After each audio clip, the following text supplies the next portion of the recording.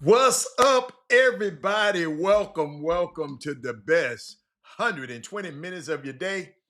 The Chop Shop, the nation's #1 urban sports talk show, and also your midday sports happy hour. Yours truly, Robert Hatter, alongside Jim Hicks, coming to you live from Houston, Texas, but we're broadcasting all over the world via Facebook Live and YouTube Live. And today is Baby Friday, because we're not out on Friday, so we consider this our Friday.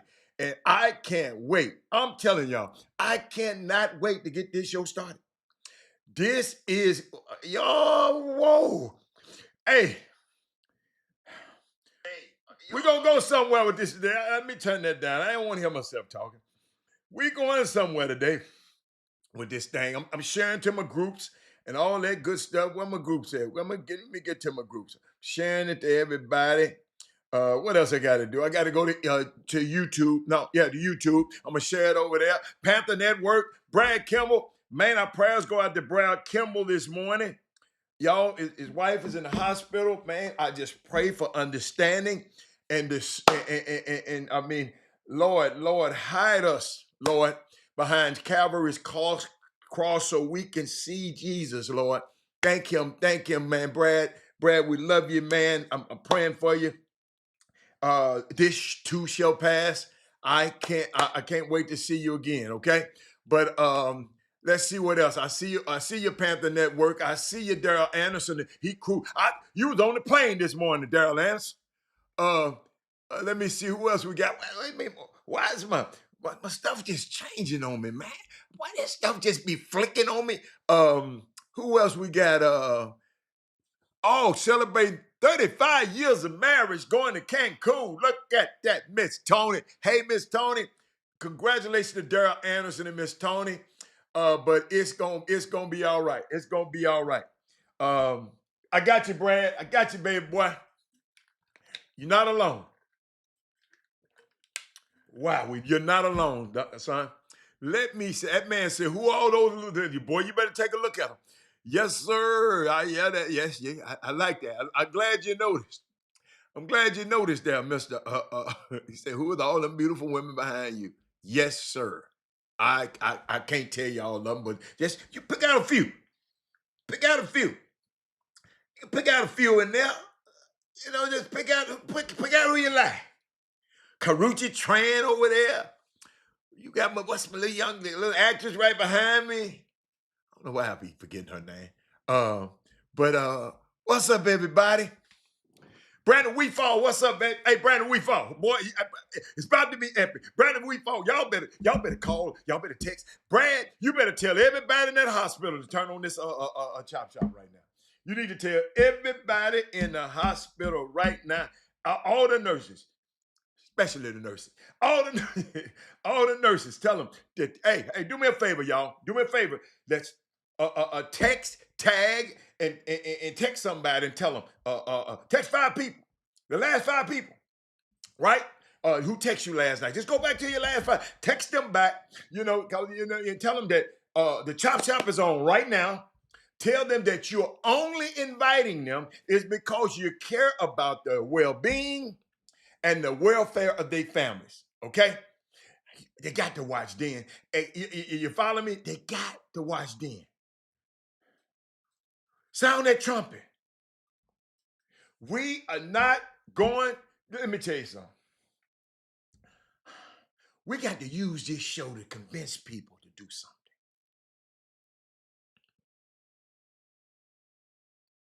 We got to. We got to use this show, man, to do something epic, man.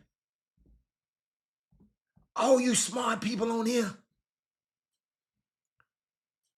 Y'all, we got some. Hey, y'all. We got some brilliant people on here. Now, they sports takes might not be that good. It's okay. That don't mean they ain't brilliant. When somebody tell me yesterday, take Kevin Durant off of this list, I knew some things was wrong.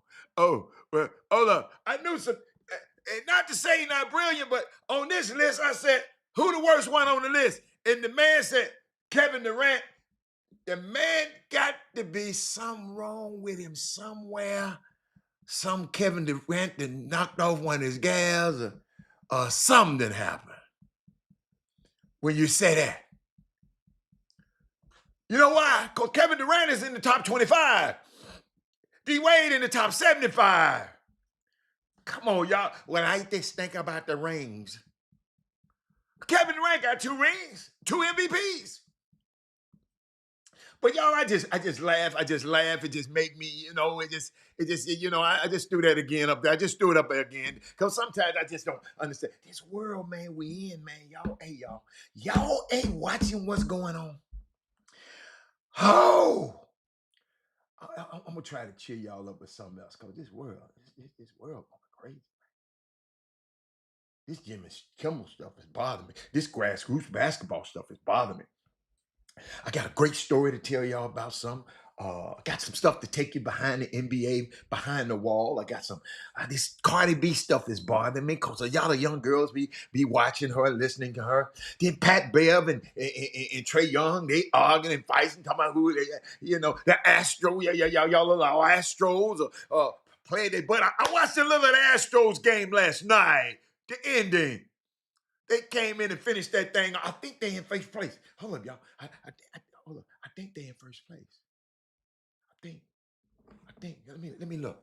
I think they are in first place. And nothing against Wade, but on that list. You know what I'm saying? And don't be talking negative about Wade, because I like Wade. I like Wade. But let's go. What is this? Major League Baseball. Man, somebody told me the Astros. Let me look at the standings again. Because I don't really understand basketball standings in baseball. Astros back in first place. Wow. I wish Mindy was here. She loved them Astros. Harold Tillman in the bill. Y'all, we're headed down a very dangerous path in this country. We're headed. I knew it. If y'all was ever wondering, y'all remember, about 8-9 months ago, how fervently I was trying to tell y'all to go vote. We can't let this clown and his minions and that power structure, the Project 2025, we cannot let that thing get in the office. We cannot. And I know some of y'all on there, well, I got it with Trump. He's a businessman. Y'all, do y'all see what's happening? You can't say something on a show. You're a comedian. Usually comedians have a little attitude. You get your show canceled because you're talking about these people. Yo, do y'all know that was happening in the fascist regime of Hitler? They start censoring all the newspapers, whatever came on TV, whatever. Terry Harris, what's up, man?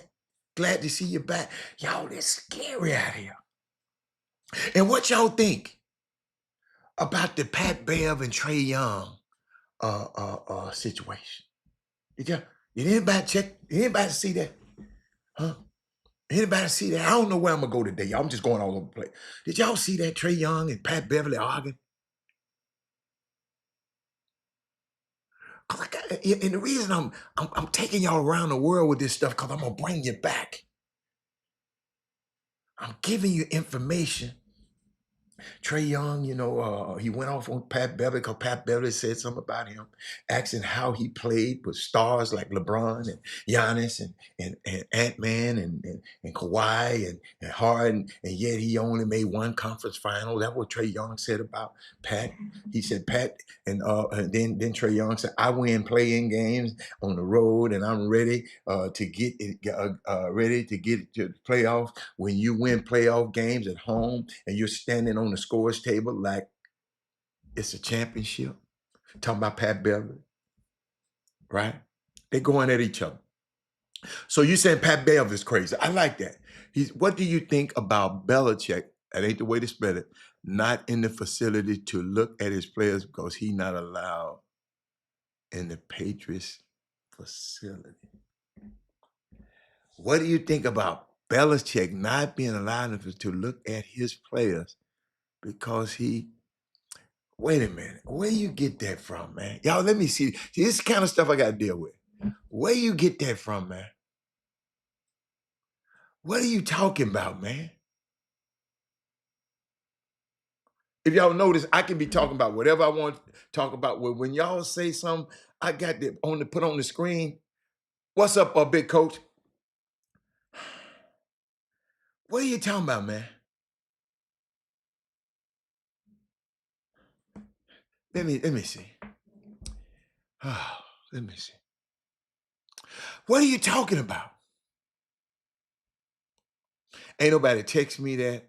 I'm going. I'm going. I'm going.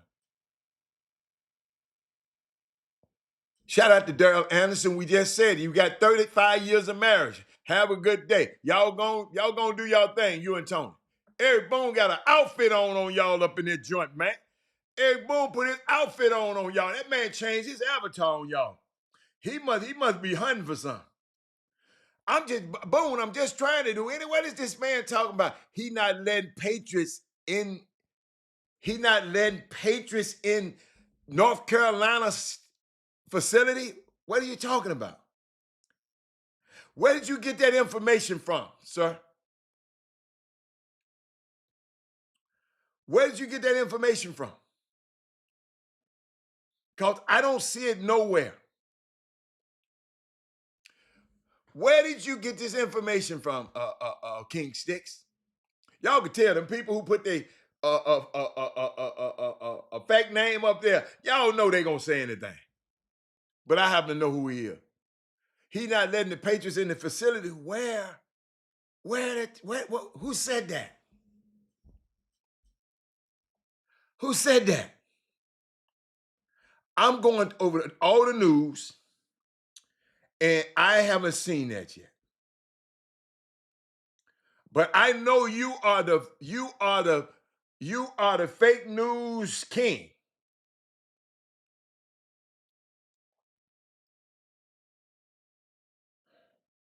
Where did you get this information from, man?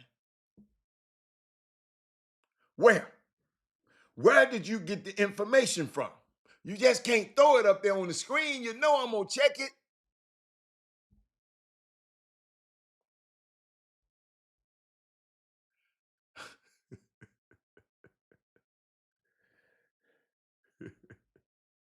Y'all see what I be going through? Patriot. Watch this. I ain't seen it nowhere. He said he heard Michael Irvin say it. Oh.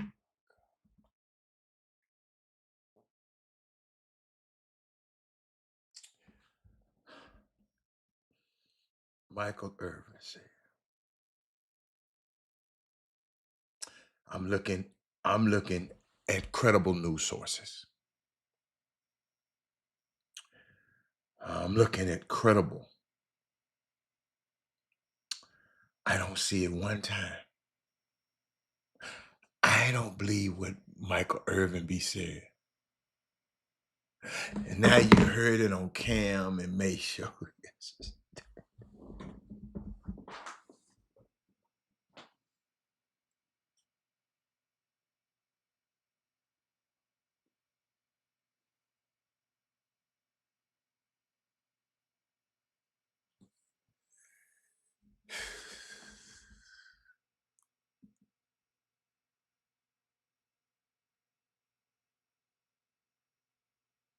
Y'all, this is stuff I got to deal with. I heard Michael Irvin.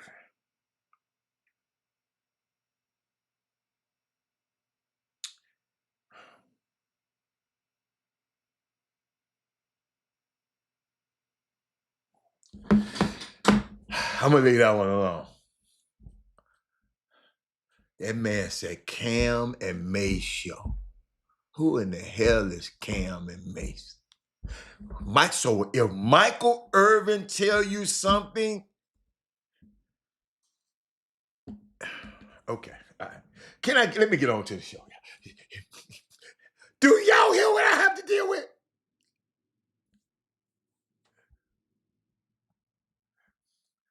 Michael Irvin said it, so it's true. Unlike y'all, I don't listen to what Michael Irvin and Cam and Mace said. I will try to go and find at least 4 or 5 reputable sources, right? And then I would call my contacts in the NFL. I'm not gonna ever come on this show. I can't talk about something that I ain't heard nobody say this. So how I can't talk about it, big King Sticks, because I don't know about it. But I'm not ever gonna listen, ladies and gentlemen. I'm not ever gonna come on this show and report to y'all what Michael Irvin said. Cam and Mace said. Okay? Never. No, you say you just going by what you. I know you going by what you heard, but you asked me, what do I think? This where to stop. What you think about? You just said this is something I heard. You asked me, what do I think about Belichick not being in facility to look at players because he's not allowed in Patriots? That's what you said. That's what you said. I didn't understand what the hell you was talking about. So I can't comment on that, man. I can't comment on that one. I ain't never heard of that one. Do y'all understand what I'm saying? The rest of the callers, the rest of the chat, do y'all understand what I'm saying? Anybody understand what I'm saying? Yo, I heard Michael Irvin. I know I ain't came on this show and said, man, Michael Irvin said this.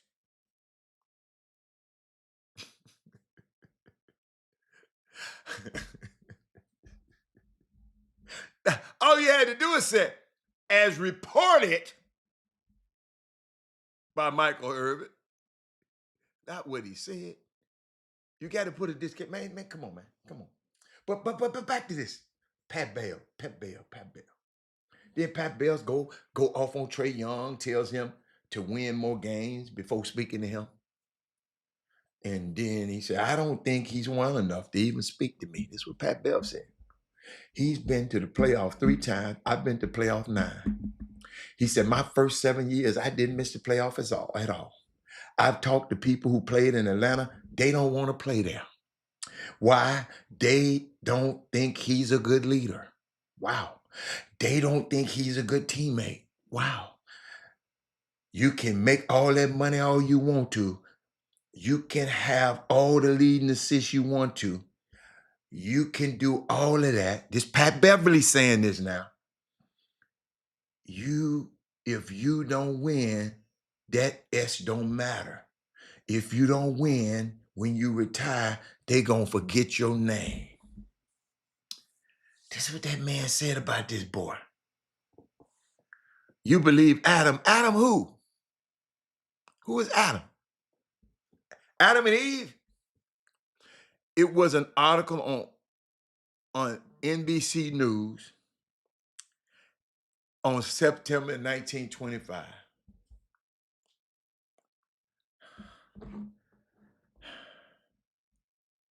Hold on.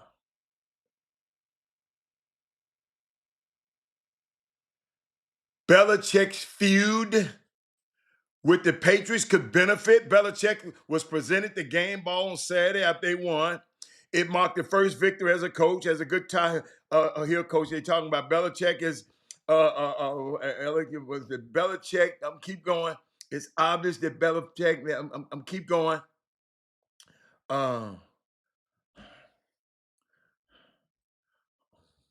NFL lack of interest in hiring Kraft. And in fact, current New England coach Mike Bravel, a former Belichick player, said Monday that Belichick is always welcome and pointed to Belichick's presence in June ceremony. I don't know what y'all talking about.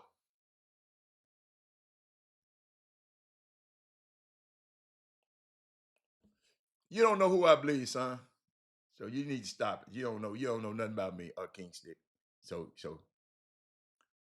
yeah. Come on, I believe in Sham and Roy Rose. Yeah, you don't know what you're talking about. You I told y'all don't believe everything you hear. I'm just trying to see where it's at. Where it's at. This dude said an article on CBS News. Hold on. Watch this. An article on CBS News. Maybe, okay. Article on CBS News in September. Okay. I don't see it. Put it on the screen. CBS News, Belichick. Watch this. Since you want to put that up on the screen, CBS News, Belichick.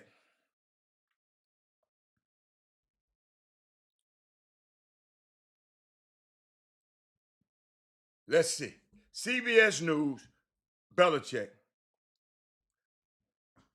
A week ago, CBS News said, that's a reputable source. He said, Lacey Reynolds, let me put it up on the board.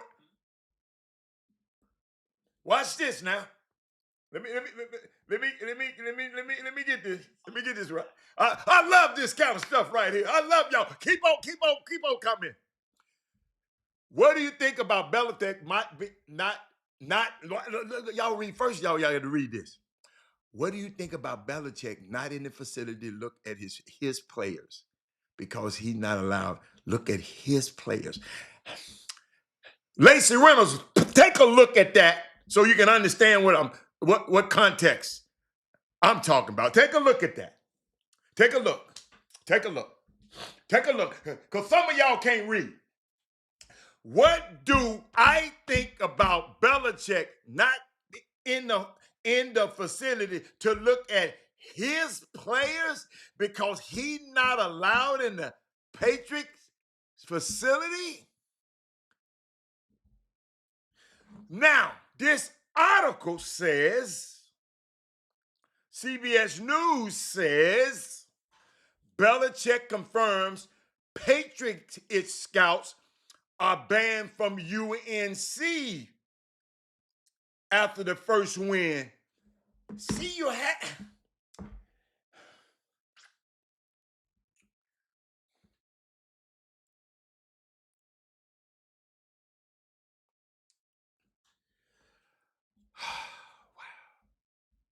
Y'all don't read.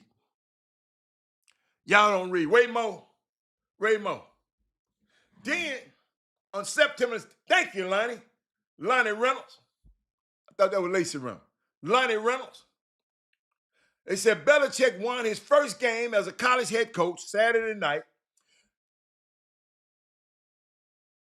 But even after UNC's win over Charlotte, Belichick had his feud with the New England Patriots on his mind.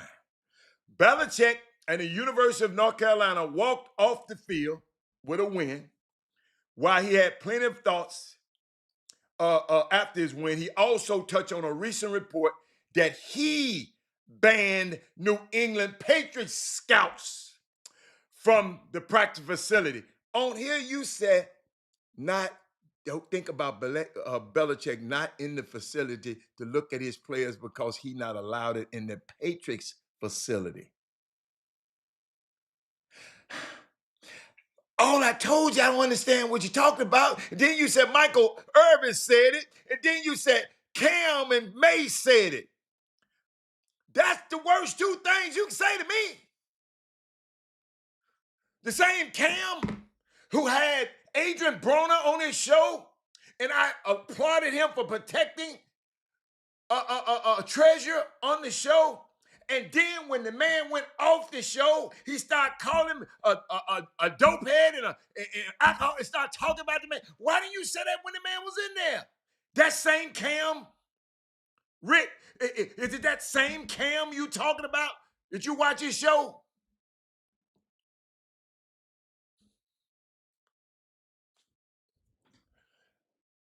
While the man was in there, give him a hug, give him some money, put him out the booth. When he leave, you call him a dope head. Let me keep going. Belichick touched on a recent report that he banned the New England Patriots scouts from UNC's practices and games. That's not what you said. Thank you, Rick. Use it at least throughout his 24 seasons with the Patriots. Belichick would grunt or snort away from questions like this. But he had, Rick, all I'm saying, okay. He said, I worded it wrong. Okay, that's what threw me off. But thank you too, Lonnie Reynolds. Because I didn't know what you was talking about. Y'all, listen. The only way y'all can communicate with me on this feed is through words. So when you have to put the right words on the screen, it's respect for us to understand the words. Because the only way we can meet, unless you want to call on the phone, I go get the phone and we can call in. But we got to communicate with words better. We got to share the show a little bit better. But I understand what you're talking about now, and I don't think nothing of it. If he don't want their ass at his facility, he don't want them at the facility. White on white crime. Hey, I got enough other stuff over here that we got to worry about. We got black on black crime we over here dealing with. We got Pat Beverly talking about Trae Young and Trae Young going back at him. You follow me? But I got you now, Big King Stick. I really don't have an opinion on that, man. Bill Belichick don't want him in there. Anson Fowler, I can't see you on there. I can't see you. You say something because you ain't said nothing. But let me keep going. I love this. So these two guys, see y'all. Rick, you've been around this thing a long time, Rick. I don't like it how people going back at each other, back and forth on these platforms like this. I just don't like it. Maybe I don't know. Cause I call Trae Young. Y'all know I'm a guy that don't. If I was coaching, if I was a GM, I tell you the truth. Trae Young is not my type of player that I would want. But I'm not gonna talk about him. He just ain't my type of player. I'm not finna talk about all that other. I done heard all those same things he done said from players that play with him. But I wouldn't do that. I just said he can't play for me. You follow me? I love Extra Eyes Media, but his jump shot broke. No, I'm just kidding. He can't play for me. Doesn't that hurt his players in the process later on? No, it don't hurt his players in the process later on. As far as being, hey man, let me tell you something. Tell y'all something about this NFL, and I'm gonna tell y'all something today about this NBA. Y'all need to share it with your friends. Y'all need to share the show. I'm gonna give y'all some stuff. Ain't nobody done told y'all. I done told y'all about this NFL, and I told y'all they don't care about. They gonna see they don't have to go in and see the players. They got film on the players, man. They got other people in there that's gonna give them intel on the players. They don't have to be there. That's not gonna hurt their players. How all the black women look lovely. Man, don't you think I love it? Man, this really could be my background every day. Yeah, Extra Eyes got good elite vision though. He might can't have no jump shot. You're right. But are y'all understanding? Are y'all understand what I'm talking about? You can have him. What I don't like about him, Ray, I'd like you to have. I'm gonna have some. I don't like about him. He get all them assists. But I just don't. If I look at the stat sheet, I love Trae Young. But when I see him in the game, I be saying, he got two black coaches fired. I'll never forget that. Y'all know how I am. He got Lloyd Pierce.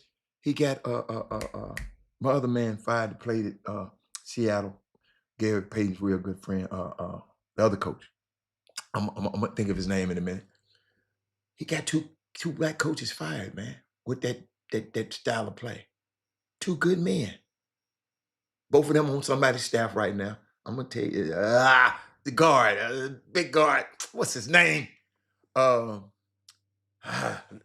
y'all ain't telling me. Atlanta, see, it messing me up because I don't like that stuff incomplete. Atlanta Falcons coaches. Atlanta Hawks at Atlanta Hawks. Nate McMillan. Thank you, baby. Thank you. Nate. The hypocrisy of the NFL is wild. When Cap took a knee and protested police brutality and racism, they said no politics. Now they're attacking the 7 teams that did not honor the dude killing. But you know what? Technically, to me, Rick, that guy is not a politician. What office does he hold? See, we keep using these words. What office did Charlie Kirk hold? None. He had a show on YouTube just like this. But he had so many people that believe in what he said, they followed him. Rick, he wasn't a politician. And they flew the staff flag at half-mast for this clown. He wasn't a politician, Rick. Y'all, it's a segment on this planet that lack this man. I didn't want to go here, Rick, but you took me here. It's a segment in this country, a large segment in this country that lack this. Y'all watch this now. This how he became popular. And I'll tell you one more thing that's on my mind tonight, and conservatives everywhere. The idea that people are saying, well, he was an extremist, or he was a racist, or he was a Nazi, or a misogynist, whatever. Charlie Kirk was a mainstream conservative Republican. He had views that are held by tens of millions of people, including more than half the country in the last election. If I see a black pilot, I'm going to be like, boy, I hope he's qualified. It begs the question, when you see a black pilot, you wonder, you say, I hope they are qualified. And in the spirit of affirmative action, we have Ramon and Cadillac are your 2 pilots. They've never flown before, but they are black. If I'm dealing with somebody in customer service who's a moronic black woman, is she there because of her excellence, or is she there because of affirmative action? I'm only here because of affirmative action. Yeah, we know you do not have the brain processing power to otherwise be taken really seriously. The war on white people continues. You had to go steal a white person's slot to go be taken somewhat seriously. We are raising a generation of weak. Just in case y'all didn't know what this man was saying. And this the dude that Trump and them like. Some of y'all don't know. Y'all just, listen, I knew of him, but I didn't seek him out. I knew what he was spewing. Y'all, it's worse than that. And you got some black ass ninjas around here talking about, look, I don't condone violence to nobody. Let's get that right now. No, you shouldn't have shot him. But a lot of people listen to this guy. But I can't get most of the people on here to share the show. But them damn people who listen to that mess right there, listen to them, they sharing the hell out of it. See, we don't want to share the good news. We want to share mess. We want to share Maze and Mace and Case and what's the boy? Cam and Mace. We want to share Michael Irvin.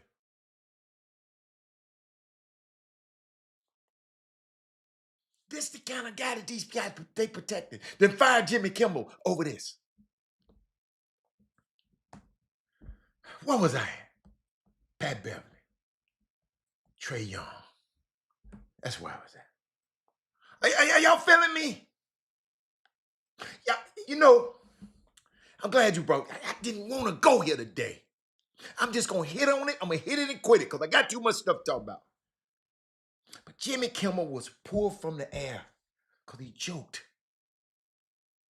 about the killer might be in pro-Trump.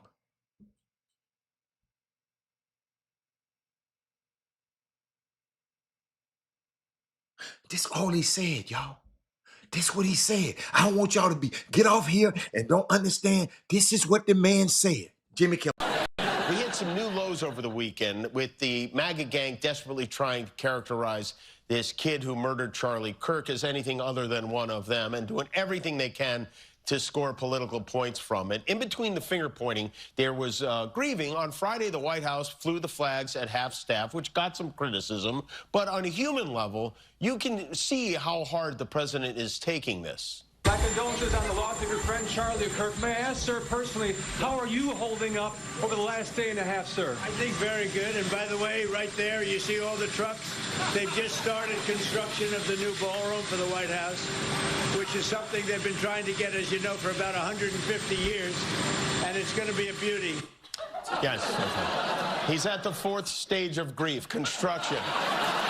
There's demolition, construction. This is not how an adult grieves the murder of someone he called a friend. This is how a 4-year-old mourns a goldfish, okay? That man got fired for saying that.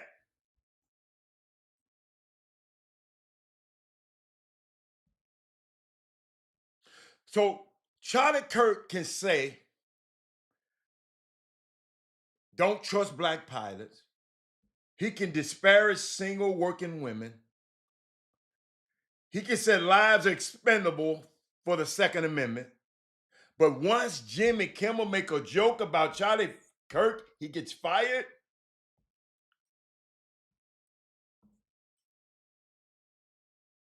They made Jimmy Kimmel's words more offensive than the guy who went around being controversial.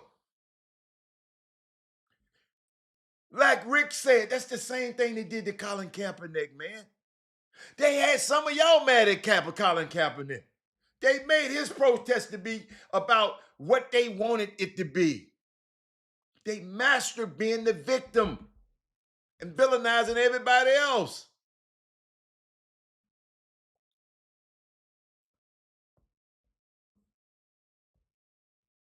And let's be clear. It's not just ABC who pulled the plug on Jimmy Kimmel after comments. It's ABC's Jimmy Kimmel after the threats from the FCC chair who was under Trump. That's where the threat came from. ABC said, man, that wasn't bad. But the FCC came because they're governed by the ABC is governed by the FCC. You know what? Somebody sent me some, They said, Robert, I will now completely cancel ABC, Disney Plus, Hulu. Then he said, who's with me?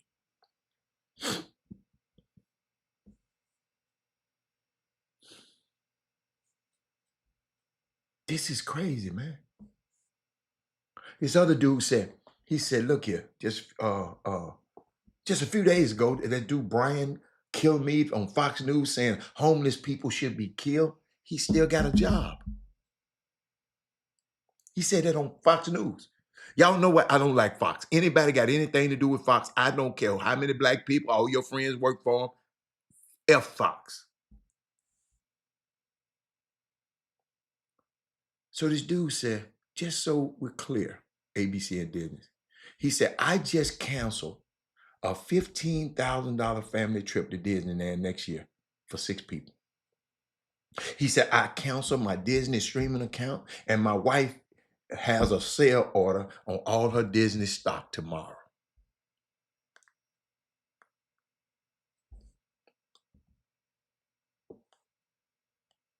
They did the same thing with Tesla after what Elon Musk went full Nazi in his salute.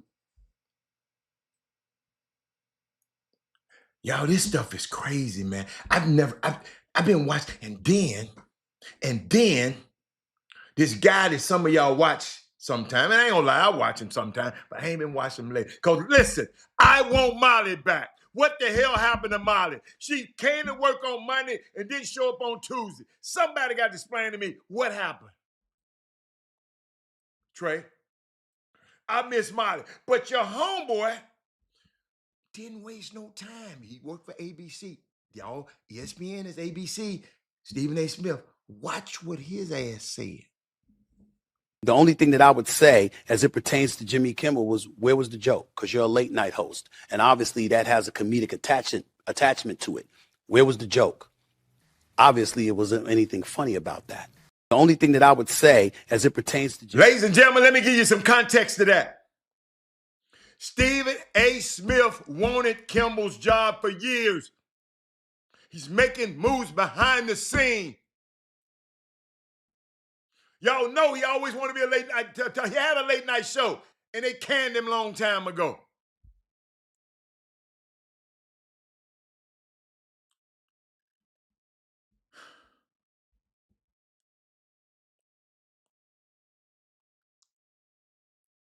Unbelievable. Did y'all see that? What was that? Robert, what time is it? Oh, I got so much stuff to get to y'all. I got so much stuff to get to y'all today. I got so much. Y'all need to share this show. First of all, y'all need to share this show, and y'all need to take this number down right here. I'm gonna flash it across the screen to my girl. Where she at? Where she at? Did I go down too far? Y'all, I can't help. I can't wait till y'all give me the information on what this woman has done for a lot of y'all. Where did I put it? No. Man, what am I doing? Am I going too fast? Y'all don't understand. I got so many much stuff going on this thing. You know what I'm gonna do? I got, when I find it though, I'm gonna get it. I'm gonna get it for you. But don't care about Molly. Ain't nothing. I like Molly. I like Molly. Molly didn't get fired, homeboy.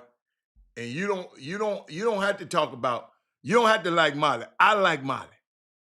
Molly didn't get fired. Molly did not accept that bull crap they was about to give her. Now, you don't have to, I ain't telling you to like Molly. I said I like Molly. Your crazy ass ain't telling what you like, or King Sticks. I like Molly.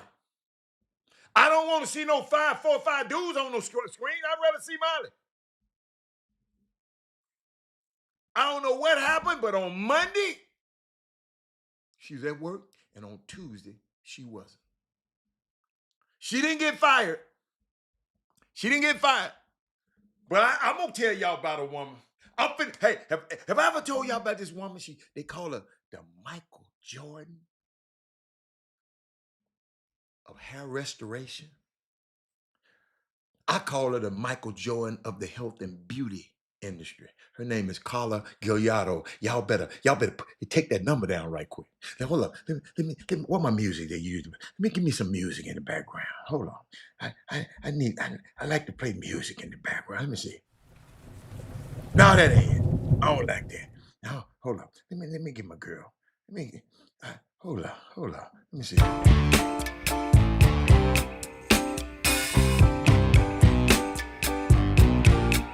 Carla Gigliardo. Aesthetic injector. Big doctor. Health and beauty. Wilder Boulevard. Out there. I'm overheated. Whoa, y'all don't know. Y'all didn't know I could do it like that, did you? Y'all, hey, let me tell y'all something. Somebody sent me a text, right? Let me find the text for y'all. I just got to find you the text. It said, Robert, this woman's so bad. Hold on. First of all, my homeboy right here. Hold on, let me take it up. My homeboy right here, right? He came in and said, Carla, what can you do for me? What can you do for me? I don't want to go all the way to Turkey to get my hair restored. Carla Gigliardo, you ain't got to go to Turkey no more. She has what you need with no surgery involved.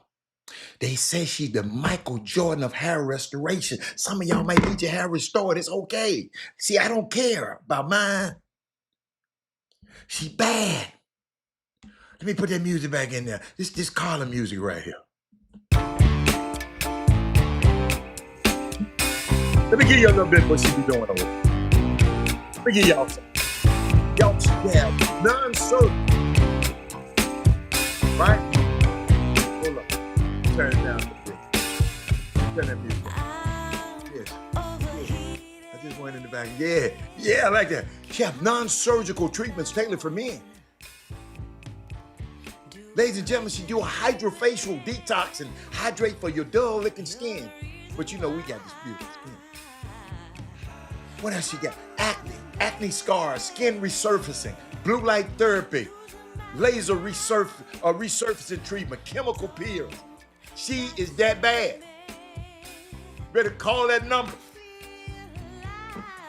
She offer other stuff. Women, y'all need to be calling her right now, women.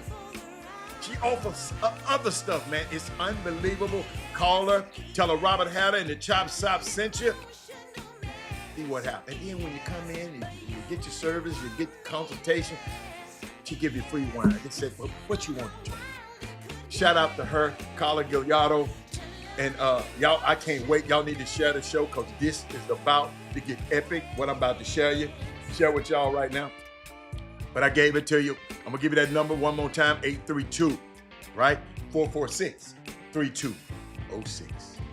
All right, now let's get back. Coach. That big little Rick, I miss Rick. I miss Rick. Rick. I was thinking about this, Rick.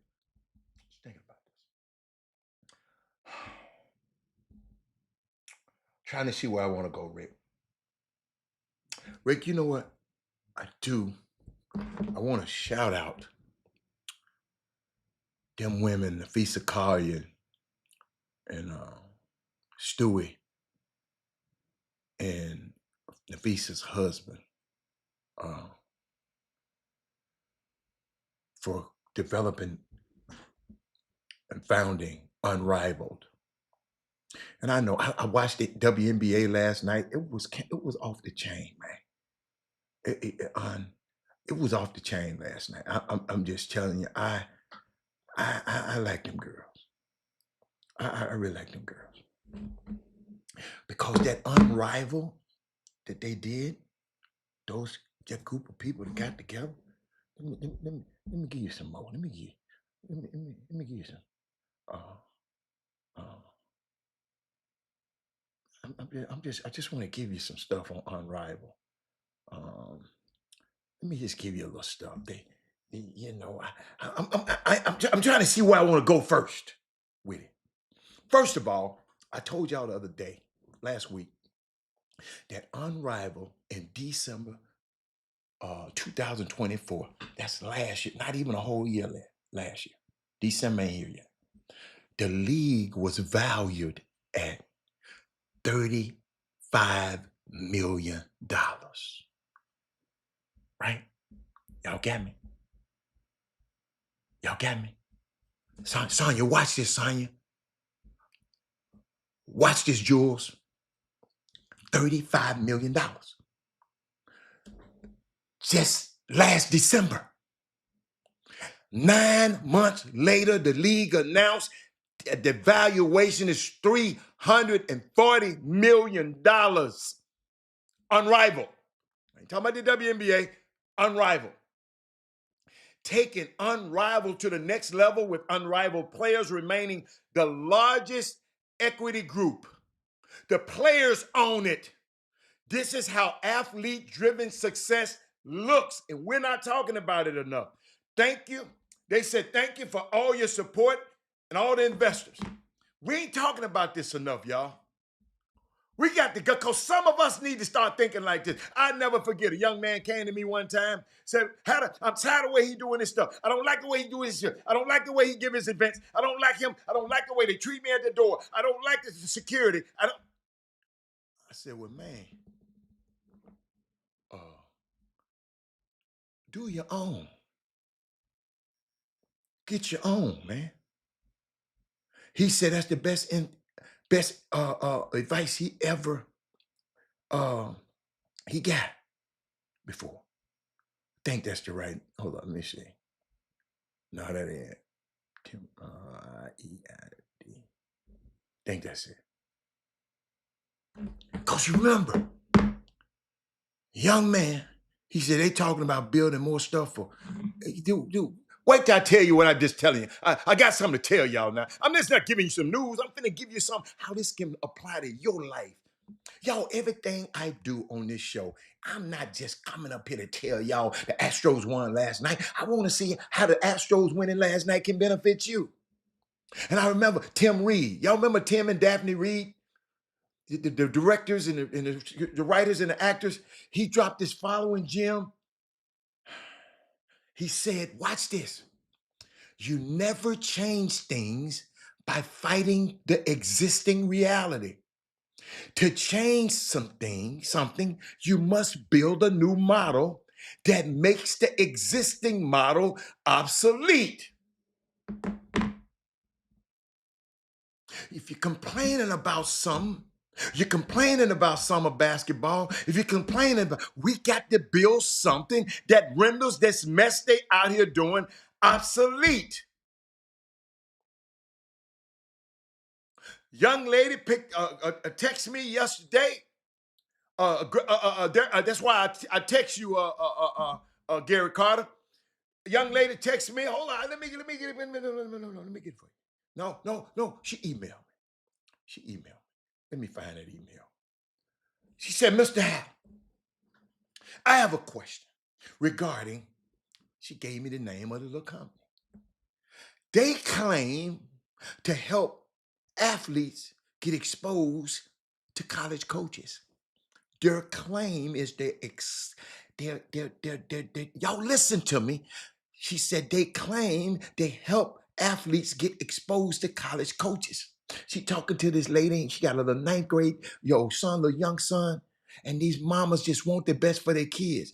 But she was smart enough because guess what? She showed up in two places that changed the way she gonna think forever. She showed up at the Rucker on the Wood, right? And then she showed up at the event that Bruce Glover gave a couple of weeks ago, and I came to speak at. And she said, y'all watch this now. Do you think it's a good idea to create a profile for them, or do you have other options? Because she came to the event, that means she got my email address because she came to the event at Bel Air. And I told y'all, those particular kids who was at that event that weekend, I'm going to do everything I can to make sure all of them are successful in whatever arena they want to go in life. But mama said, hold on. What she said? She said, thank you, Mr. Hatter. You came and gave us a well-needed speech. I have a meeting set up with these people, but I want to make sure that I'm making smart decisions in the process with my son. That's all these parents trying to do. And you got vultures out here trying to take advantage of them. But you know what I told her? Cancel that damn meeting. Don't take no more meetings. Let's get little Johnny in the damn gym and get him better. And then guess what? They're gonna be coming to you. They're gonna be flocking to you. You ain't got to flock to them. But y'all, they'll send you an email. They'll send you all of these damn emails sending you. Don't take them. All these old spam, just hoping I get a few of mamas, and they talking about their people around here paying all of this money to get their kids to go to college. Some of these college kids still got to pay some. I just don't know what are we doing. Oh, you thought Jay? I ain't giving you. I gave y'all some bars the other day. You got to go back and get the other show. I did a little rapping the other day. But Jay, I'm thinking about Unrivaled. Jay, see, in business, when you enter a new space that is already dominated by a legacy brand, boy, somebody finna get something today. Somebody, I got to drink a lot of liquids, y'all, today. Pray for me tomorrow. I got to go have a procedure to be done tomorrow. So I got to drink a lot of water all day. But when you enter a new space that is already dominated by a legacy brand, if you enter already done, you got two choices. You can play by the rules or create your own. Like I told that guy about 7 years ago. He might be watching the show today. The Unrivaled, with this group of ladies, they chose the second. They chose to create their own. So I want to take y'all into a closer look on how they made this thing work. Number one, they created a new lane. They didn't try to go do what Gary Carter doing. They didn't try to go to do what Trey Phillips doing. They didn't try to go do what Greg King doing. They didn't try to go do what Sonia Howard doing. They didn't go try to do what Brian Boatwright doing. They didn't go try to do what Slick Rick's doing. They didn't go trying to see what Big Coach doing. They didn't go try to see what Rabbit is doing. They didn't go. They created their own lane. They created a new lane. They didn't come out being a competitor to the WNBA. They created a new format. Watch, 3-on-3, equity stake. That means you got equity into the company at startup speed.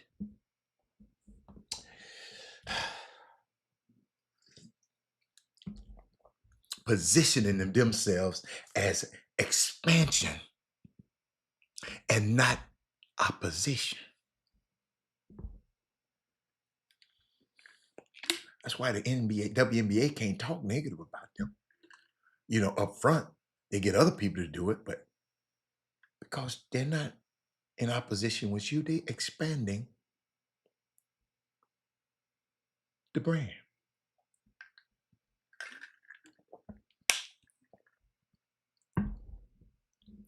The takeaway here for you is if you want to stand out, do not fight over market share.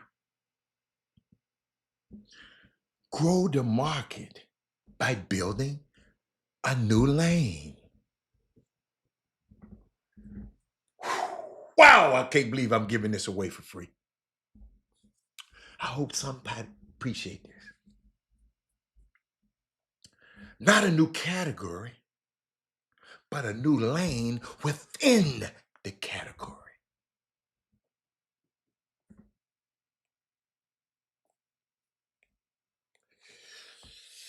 Number two, they turn pay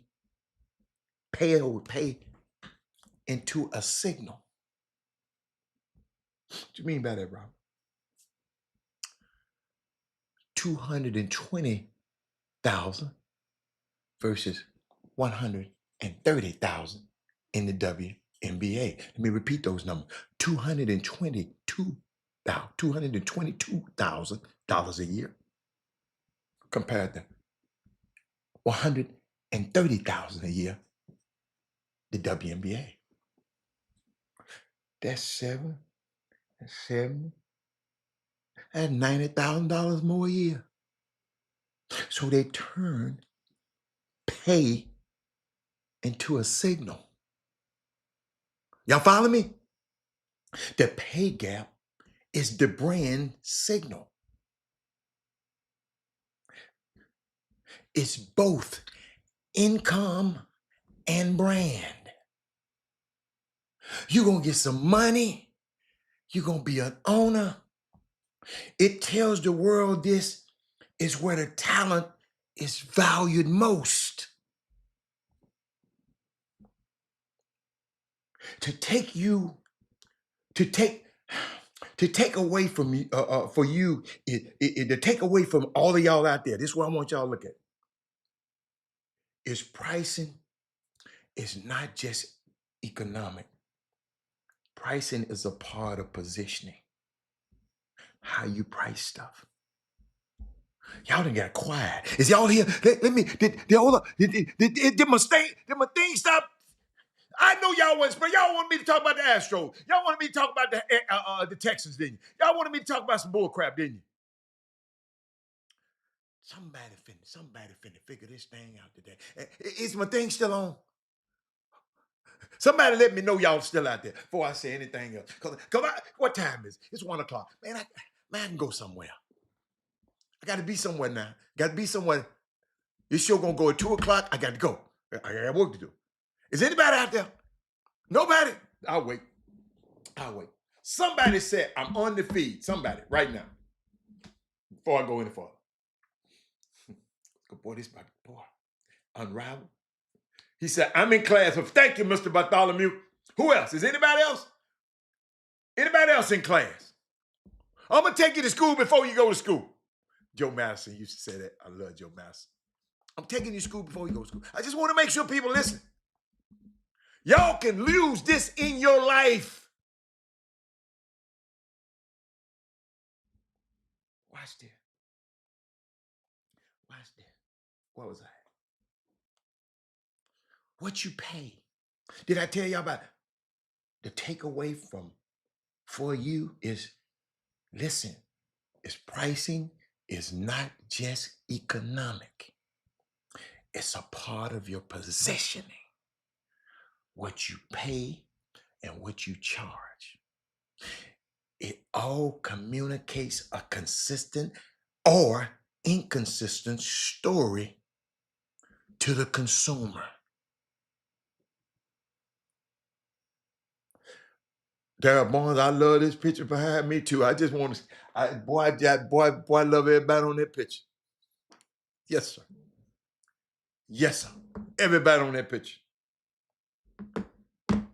Somebody text me and say, I'm at work, but I'm listening. Did y'all hear what I just said, right? All right. It all communicates a consistent or inconsistent story to the consumer. And number 3, they made players the face of the brand. Ladies and gentlemen, logos do not lead in Unrivaled. The people do. Ain't no Jerry West logo like the NBA or the girls lead the logos. Equity, revenue share, and media deals makes athletes co-owners and cultural drivers. Ain't that what we've been saying? Why don't we start our own NFL? Why don't they start these girls done it.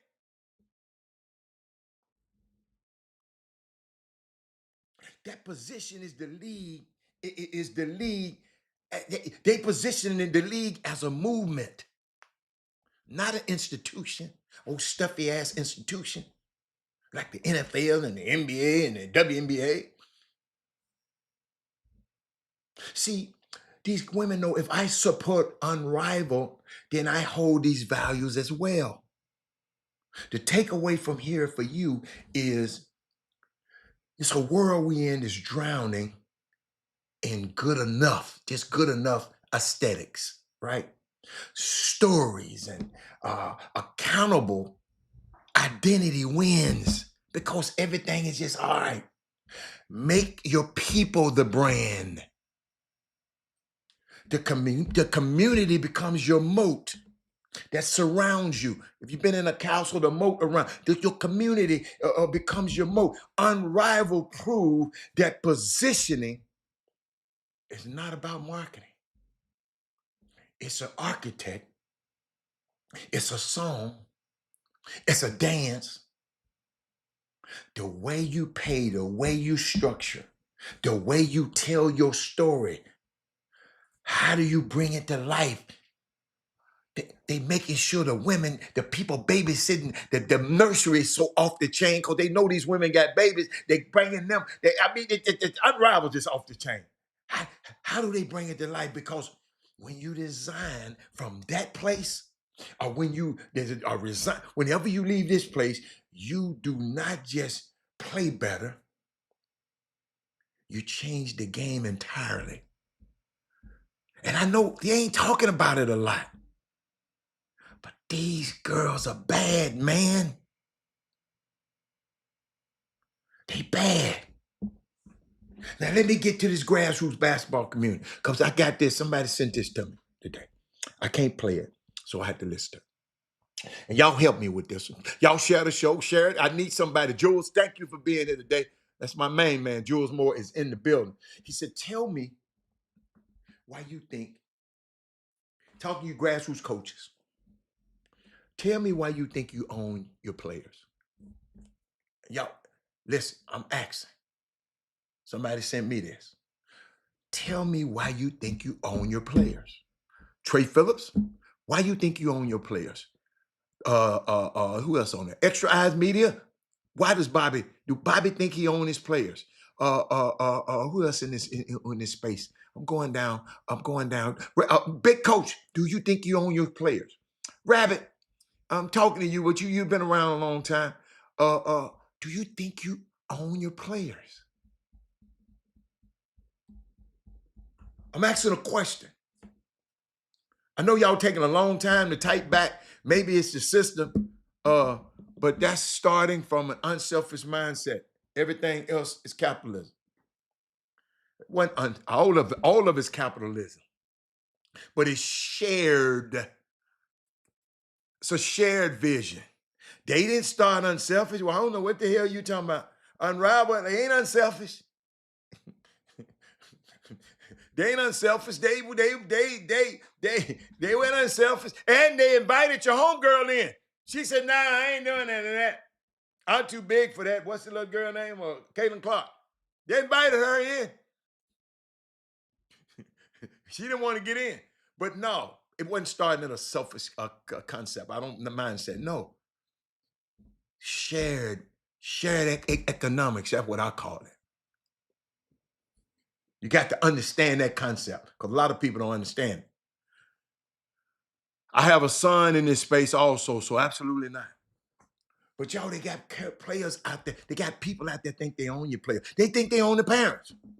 Some of you youth coaches, as soon as you see somebody talking to somebody, man, why are you talking to my man? Why are you talking to my parent? Why are you talking to my player?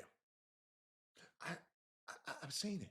I heard some dudes talking about they're going to beat somebody up because that person will talk to their player. Jules. I'm talking about summer basketball, Jules. Ladies and gentlemen, the reason I can talk about this, I had a summer basketball team. Jules. I sponsored a team. Jules. Darryl Barnes, Big Coach.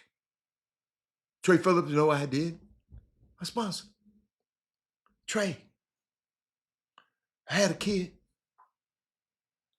Dad called me.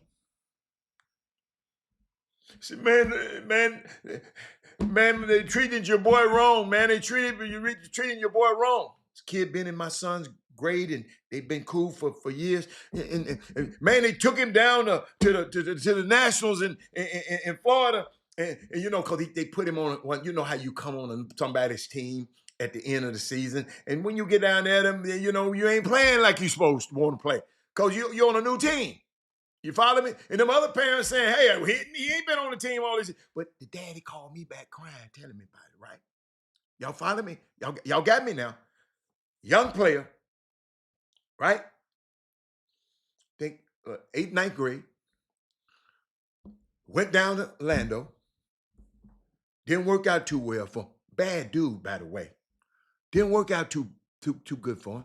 Dad called me. I said, bring him back. I got him. Everybody hear that? Bring him back. I got him. He was in the 9th grade. My son was in 8th. I put him, the 8th grader and the 9th grader, and 2 more 9th graders on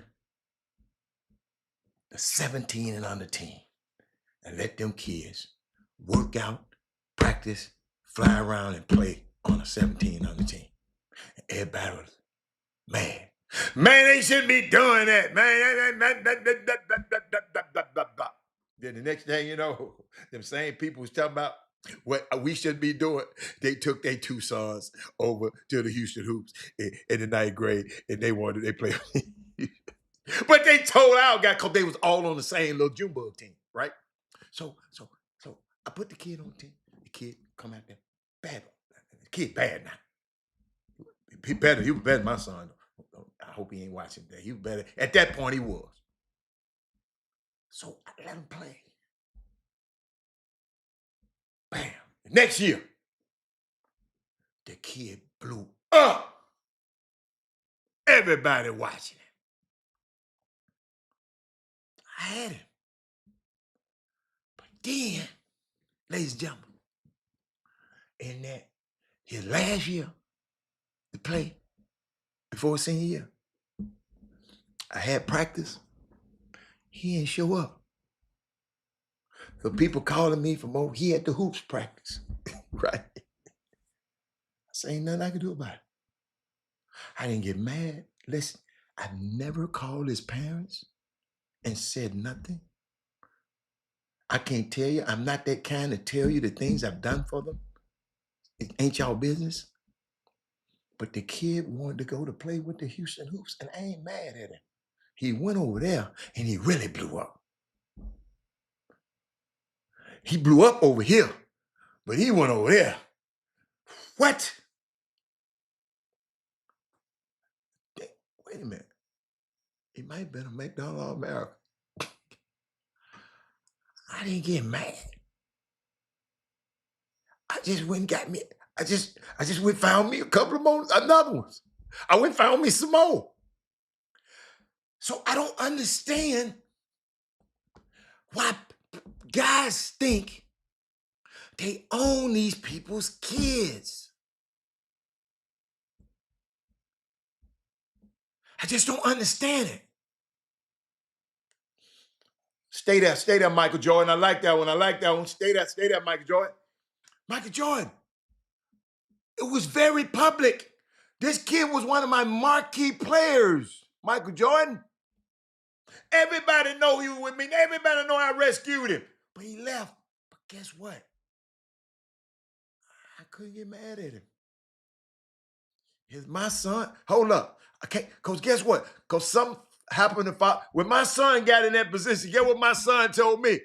I want to go play for, he didn't say the Houston Hoops. He said, I want to go play for the EYBL, Dad.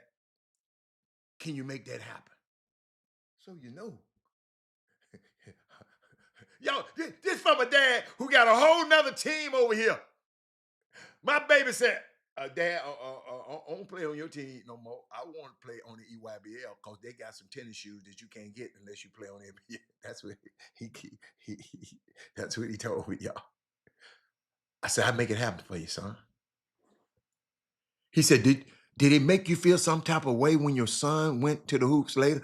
No, it didn't make me, when my son went to hoops, it was his last year. He just said, when he was explaining it to me, he said, Dad, I want some of them, I want them shoes they got over there. You have to earn them shoes. You just can't buy them. See, now y'all can buy all that stuff. Back then you couldn't. I'll never forget. He said, Dad, I want to play. Found the team, had a tryout. The first day he tried out, he was on the team. Let's go. So, I think about it. I wish the parents just had only thing that I was upset about, I thought I was cool enough with them parents that they'd call and say, Rob, we're going to go over here. I shouldn't have, because my heart dropped when they told me. Because I've been knowing this kid since he was middle school. They went to middle school together. So my heart kind of dropped now. I'm going to just tell you, I wasn't happy because all they had to do was say, Mr. Hatter, this is a better opportunity. I said, I just had a McDonald's All-American just leave my team. He went to North Carolina. So we got McDonald's All-American. It ain't like I ain't never had no McDonald's All-American before. But guess what? I understood. That's why I don't understand. So some of coaches and some of directors, I'm talking from a space. I've been there with you. I've poured in a whole lot of stuff and resources for this family and these players. But if I see something better and they want something better for themselves, what the hell I'm going to sit up there telling them, man, don't talk to my son. Man, don't talk to my son. Get away from my player. I own that player. I didn't own that kid. But I promise you, I can pick that kid up. Me and that pig can pick up the phone right now and call me. And if he need me, I'm there.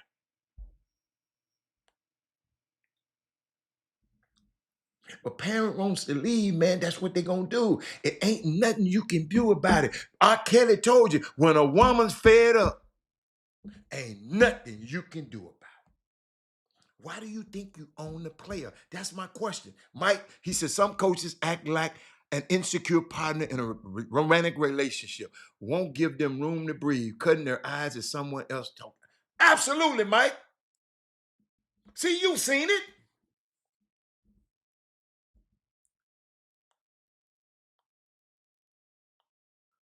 Just because they play with you don't mean you own them, people. I know it's some of y'all quiet. I know y'all think y'all own these damn kids, which means they can go anywhere they want to. Play with whoever they want to. Train with whoever. Don't go over there and train with him. He's going to try to steal you. Man, I ain't letting him go over there. I got a point guard. I ain't going to let him go train with TJ Ford, and he was an NBA point. You got to be out your rabbit ass mind. I wish you would tell me and my son not to go over there and train with him. And he a point guard. What? Might not send no big man over there to him, but I'm sending a point guard straight to him. But these people in Houston, nah, he gonna try to steal it. He ain't yours.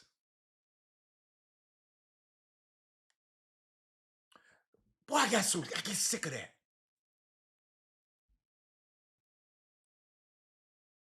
You shouldn't have nothing to say. Some of y'all so possessive, like Mr. Jordan just said. I'm scared to see what y'all relationships like. It's a crazy world. Somebody sent me that. I'm just thinking about that, man. It's a crazy, crazy world out here. It's a crazy world out here, Jim. Jim, you just came on the right time, buddy. Hey, come on in. I'm just talking about Jim and Jim and your boy, these folks mad, and you know these. My question was, Jimmy, maybe you can help us. You can give us some insight. Tell me why these people think they own these players. I'm talking about the summer coaches and summer directors. Why they think they own the players? You follow me? Oh, things too big. Let me resize them things. Why you think they own the players, Doc? I mean, Jimmy, I was thinking about Jimmy, what? Hey, Jimmy, what about the girl? What about the mama call you and tell you, if you catch me on that team with playing with them again, I want you to put your foot in my behind. Ain't that what the girl told? Ain't that what that lady told you, Jimmy? That mammy told you, if I catch you on that team, I want you to put your and y'all. It was so funny, and Jimmy, I ain't never called him since. I ain't like that, Jimmy. Jimmy, you remember one of my little boys? You got. I ain't gonna call no names. I ain't talking. You remember when one of my kids? We had practice, and he over at the hoops practice. He had the hoops practice one day, right? I never called his parents. You know what I'm talking about? He went to straight Jessel. I never called his parents, Jimmy. Because I didn't own him. I just want to know why these people think they own these kids, man. You be around them way more than I do. Have you ever asked them, man, why you think you own the kid? And then, Jimmy, I want you to take a look at their relationships at the crib. A lot of times they come from the parents don't realize what their silence concedes to. So if you don't say nothing, then it makes, because you got that male figure, and he's an extension sometimes of the father. If the father's in the house, if he's not in the house, it's been both ways. But that's mostly one of those things where you don't realize it's good, it's fun, but then once those parents realize and the word get back to them of some of the conversations that those grassroots coaches or trainers will have without the presence of the biological parent, mother, father, or even the legal guardian in their place. And then that's when all hell starts to break loose. And I tell people all the time, every race, somebody's going to win. But don't you think that in every race, that second and third place is just going to go quietly into the sunset?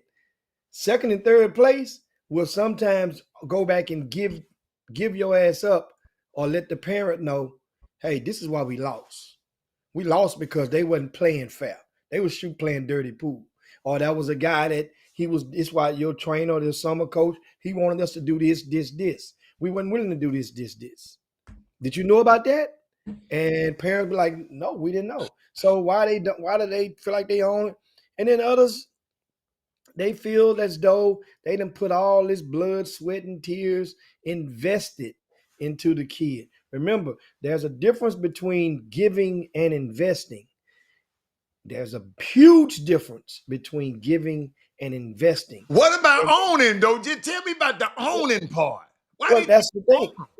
If you're investing into something, then you feel a degree of ownership. Okay.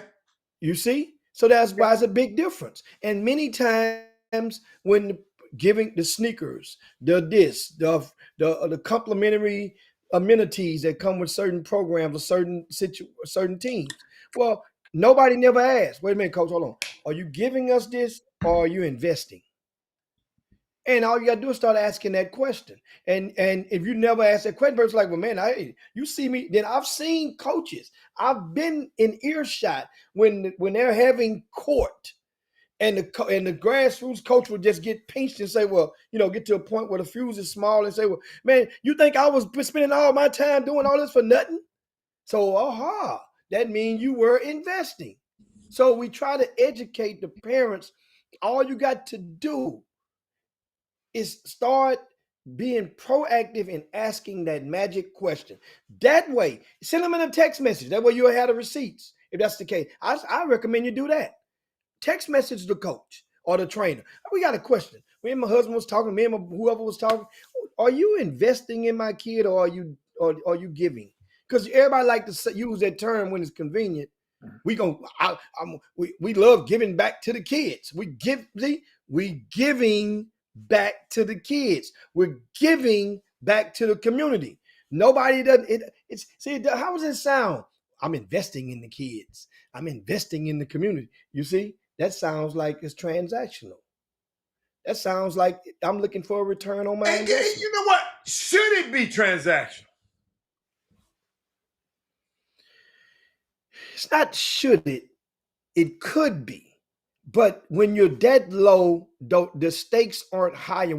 Understand, a lot of these relationships with you, as you first mentioned, with grassroots, we're talking grassroots teams and combined with, at some point, athletic trainers or developmental trainers. Mm-hmm. Well, there's no timetable for when you start playing with those, or when those relationships are first forged. Those teams you can start playing with in the second grade, third grade. Yeah. Well, what if you stay with that guy for 5 more years? You're in the 8th grade. They feels that sometimes. Yeah. So you're right. Yes. Yeah. No, it shouldn't be transactional when it's that. Because guess what? The transactional component has already been established from the coaches or the team's side or the development trainer side. You know where? Because when you first meet them, they tell you what their fees are.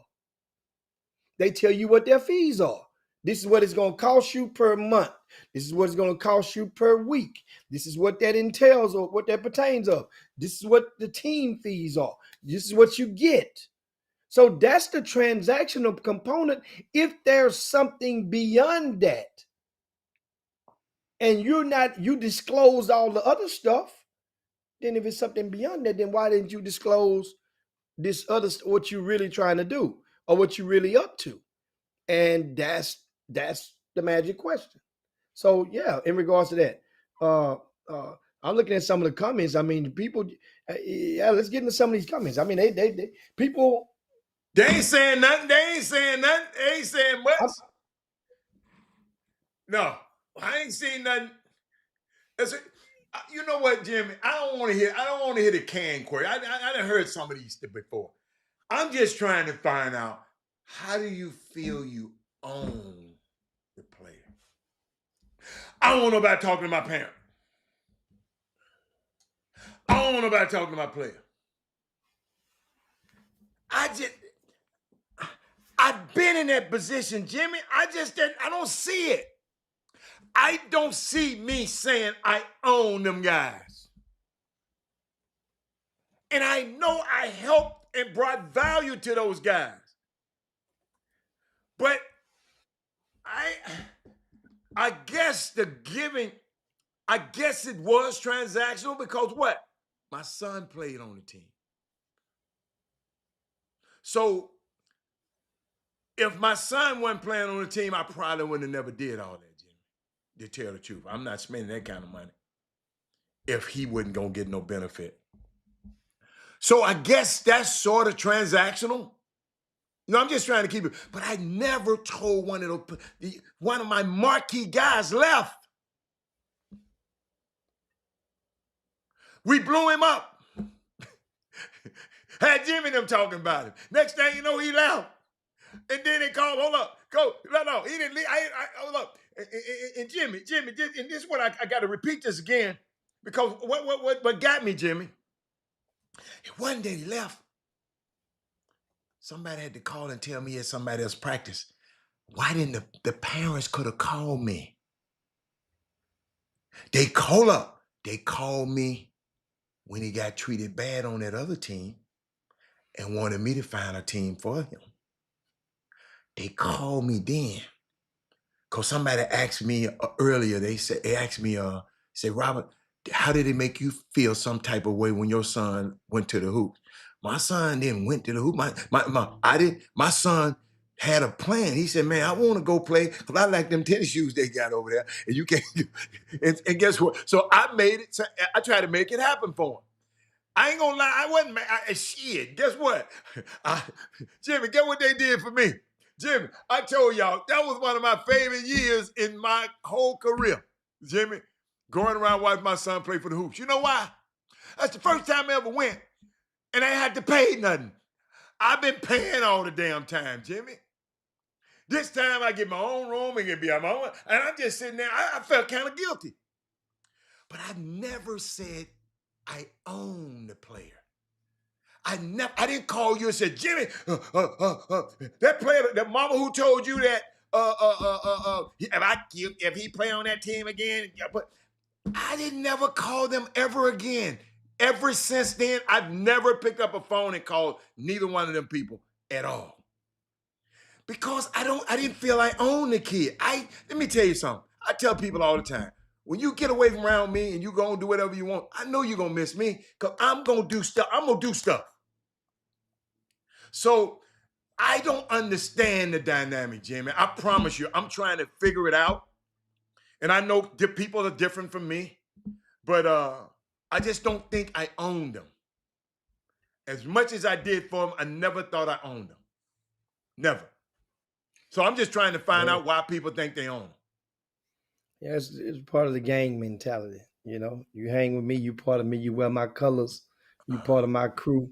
And that's I ain't never been in like the gang. Okay, you're right. Okay, well, that's kind of like how you can can identify with it. But at the end of the day, parents, your names are on the birth certificate of your kids.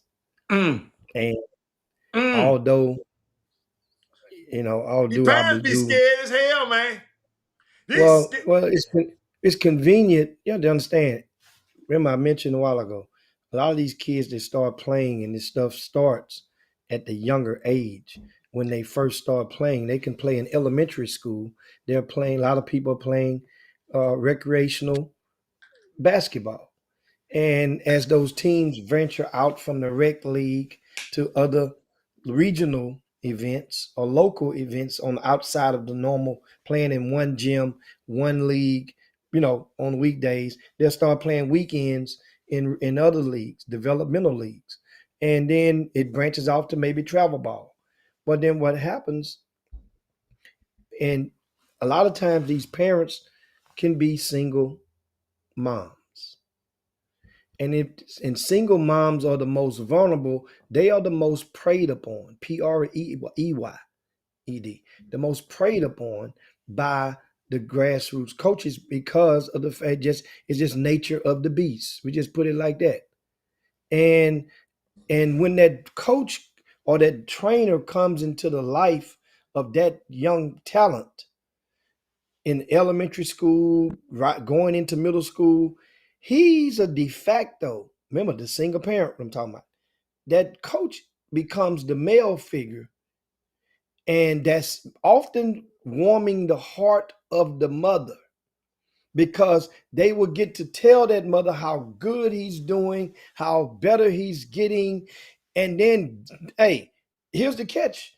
Don't let his grades go up in school because now you subscribe to the theory, his grades are going up because he's doing well over here in the extracurricular stuff. And then it goes from there. And it just keeps going. So then that means now that coach feels like a role that he's obligated to continue building upon because you're like the dad that ain't in the house. And when you feel like you're the dad that ain't in the house, you done put bread on it. Then next thing you know, you're going to the grocery store and you're going to get 2 loaves of bread instead of 1. You're getting an extra loaf. You're getting an extra jug of juice, an extra carton of milk for little Johnny. And that happens. It has happened before. And it still happens. So that means that guy feels a degree of ownership. Like, that's my kid. And it comes from that angle. It's different angles it can come from. I know. Not everybody. That's why I'm asking you, Jimmy, because I just never felt that way. I guess other people feel different. I just never felt that's my kid. Man, don't call. I don't like you talking to my kid. Is this your son?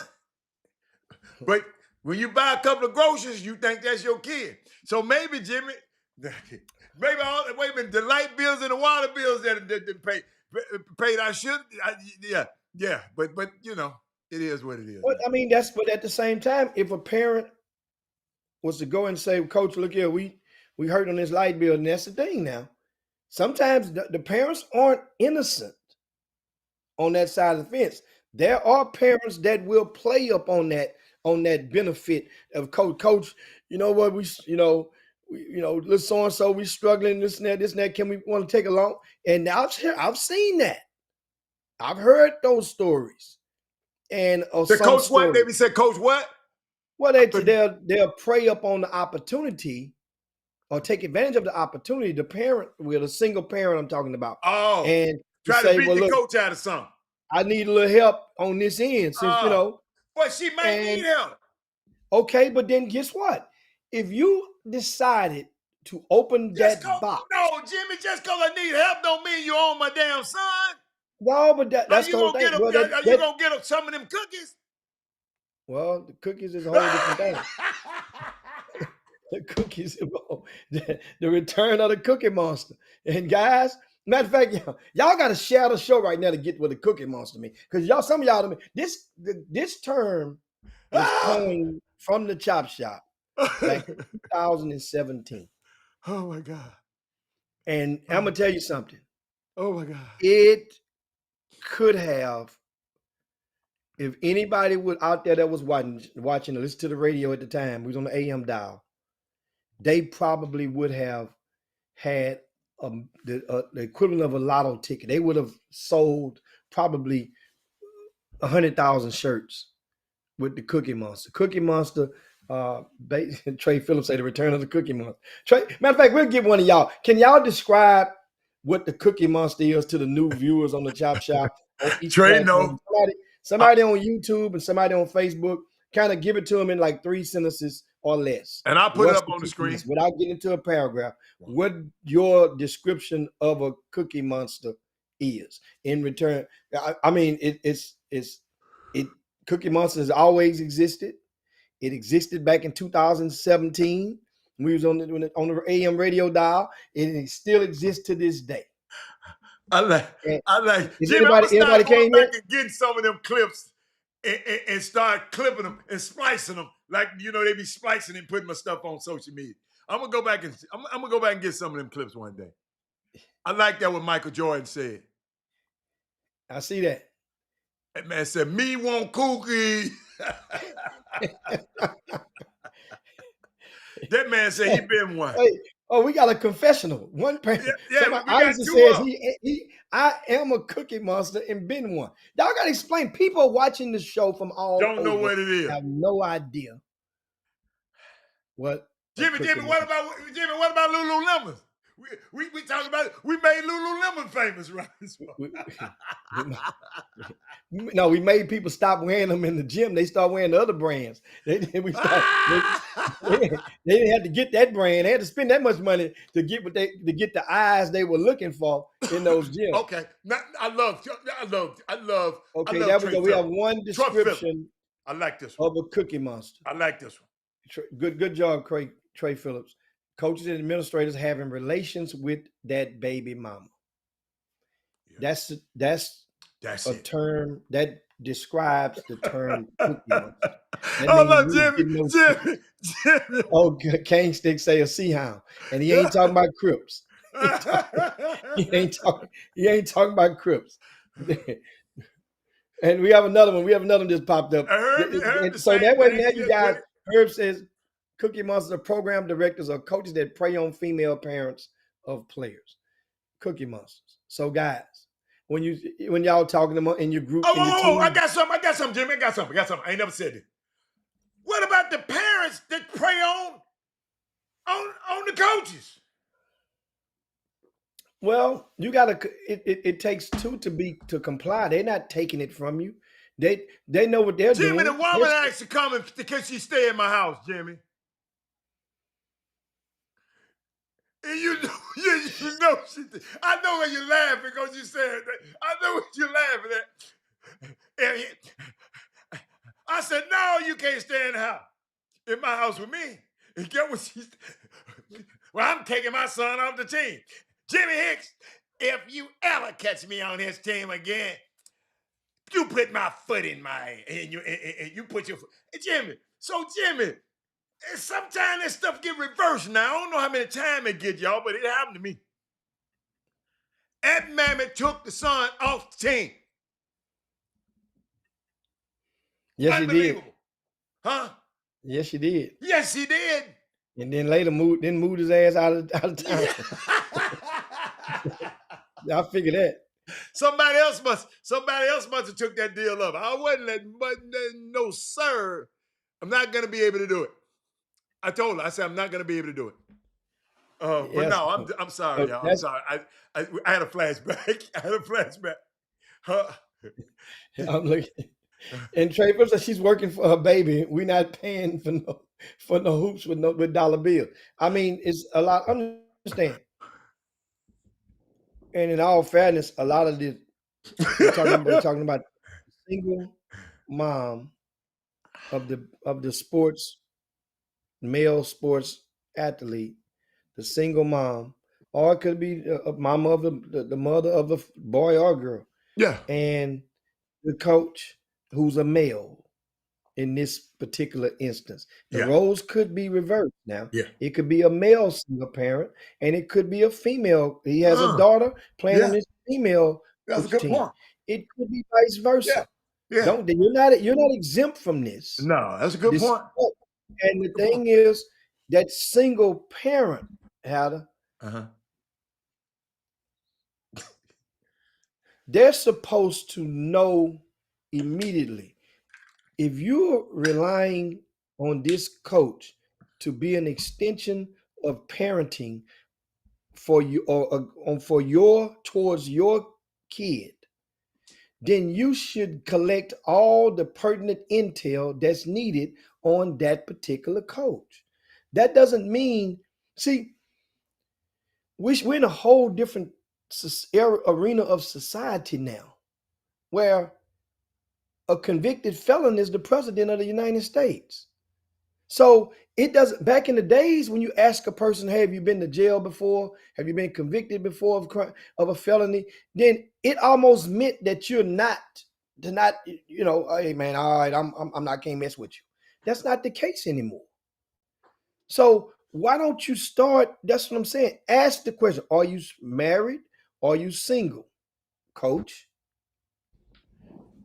If married, then I personally believe, understand something. When in conversations, the whole sector would be safer if the women parents dealt with the wife and the fathers dealt with the male coach. I honestly believe that is possibly a solution to a safer space in this. And in this journey, because otherwise the single female is going to almost always lose that battle when dealing with a male, especially a dominant, an alpha male. And your heart is entwined with the common denominator, and that's that woman's baby, the kid. Because some parents would damn near do anything for the advancement of their babies. Absolutely. So to protect that, then the woman dealing with the coach's wife, which she might not want to deal with all the time, but that comes with an obligation. That's almost like in the church. I really believe sometimes I get it. The male is but in some cases, you can't. That's too much therapy. One-on-one, every doggone Tuesday. It's a policy, Jimmy. You have to have a female present. Supposed to. Really? Female present. Really? When they're counseling, when the pastor's counseling a woman. Or they'll direct them to their women's ministry. Pastors try to, especially since this Me Too movement, it has changed a whole lot. I like that. Yeah, I like it. And even in the schools, it's almost like that. I mean, Sandra was telling me, my wife was telling me that certain teachers aren't supposed to be in the room one-on-one with kids. Yeah, like that without us having them. So I understand it. So why not adopt some of those into the grassroots sector? That way it can make, I really believe it'll be a safer space. And then you can move from there. Because that way now the women, guess what? I get it. Because sometimes some women, single moms, may have motives. They may be on the flirt with some of these coaches. And if you're on the flirt, that coach don't know you on the flirt until you actually have flirted. And some coaches, I get it. Just because a woman is wearing them Lulus, that don't mean that the coach is looking at her in that space. They see it, but you're not paying attention to it. And I've seen some coaches ain't even thinking about it like that. They see you, hey, nice young lady, nice, but they're not thinking that you're wearing that for me to see. You wore that for me until a pattern comes, and then you see, if you're paying attention, you realize, wait a minute, she all of a sudden she got her legs open. But everybody in the gym seeing it though, Jimmy. So it ain't. She can't be making. But sometimes you're not. But that's what I'm saying. If you're unsuspecting of a parent shooting her dart at you, and you're really, really gullible. I mean, there's some naiveness, different levels of naiveness. Everybody ain't walking in there thinking that, because until it happened to you, remember, it had not happened to somebody right now. Right. It ain't happened to everybody. Somebody hasn't been bit by that, hadn't been put in that situation. Right now, as we speak, somebody's probably watching like, well, that ain't happened to me. That could never be me. You know what I'm saying? It could never be you. That Right. what you think? Oh no, my parents are good people. They she would never. No. I don't pick them if they like that. And then one day you realize she's in a situation where something happened and there's a tragedy happening in her family, and now she needs a good shoulder to weep on, and you give her a good embrace, and then next thing you know, your hand on a tramp stamp. He laughing. Hey man, I don't know how, Jimmy. Let's talk about something else. What did you? I know we ain't seen you in a while, man. What? Give me something for 15 minutes, man. I know you got something coming up, though. Ain't the Super 16, something about to happen. Super 16 coming up. The schedule's on the front of rcssports.com. That's on October the 3rd through the 5th. Those are the top, many and most of the projected top high schools in Greater Houston going head-to-head in a tournament, the only tournament of the fall season. October the 3rd through the 5th. It's going to be dope at the Den. Used to be called Sun Auto Sports Complex over in Cypress. It's called the Den now. De'Aaron Fox and his basketball family or business family, they have naming rights to that facility. Naming rights. Do the internet work there yet? Do the telephones still work? Because you used to go in there, your phone wouldn't work. That was the MI3. They had the chronic problem with the internet. Oh, okay. Was the MI3. I think Sun Auto was a little better. And I think, you know what, Howard? I didn't even check when John Lucas had his camp over there a couple of weeks ago as far as the service. But I would think nowadays with the upgrades in technology that those problems that people had 5, 6, 7 years ago, I don't think they should be the same because of the different bandwidth and the potency of the Wi-Fi for certain places now. Something happened at this, Jimmy. So like he said, so the Al ain't never been broke over there either. Have the air ever been broke over there? You know what? I think one year that it went out, but they fixed that. Okay. All right. Yeah, that was like jumping rope at some point in time. The air at our house is gonna go out at one point, knock on wood, that it won't, but you know what I'm saying? But at some point it hits everybody and like musical chairs. But yeah, it's pretty much smooth sailing in there, as I know. I'll go into another walkthrough and update you guys in the next couple of weeks. Other than that, remember the schedule for the Super 16 is on the front of rcssports.com, or you can just download the RCS Sports app and everything is on there. That thing is going to be dope. Other thing wise, we got NFL football tonight. No, let's talk about them Astros. The Astros in first place. I watched the game. I watched about 20 minutes of the game last night when they closed them dudes out. They almost messed that doggone game up. All right, Jimmy. I don't care. I looked in the standings this morning. I said the Astros beat is over the Mariners. So they swept. They swept the Texas. Did they off sweep today? Guess who they swept Texas. Okay. And owned the 7. Didn't have the tiebreak over the Texans. 7-6 for this year. Wild card. And that's the last time they're playing them. Okay. Now Seattle is a half game behind the Astros. When they're gonna play each other? They start playing a series tomorrow. Astros got to sleep in their own bed last night, sleep in their own bed tonight, and they will play the Mariners tomorrow, 7 p.m. Hunter Brown is on the mound. I'm down with that. Hunter Brown is on the mound, 7 p.m. Friday.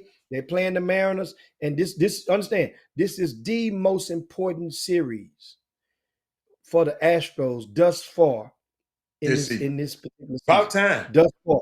Because we got to take at least 2 of that 3.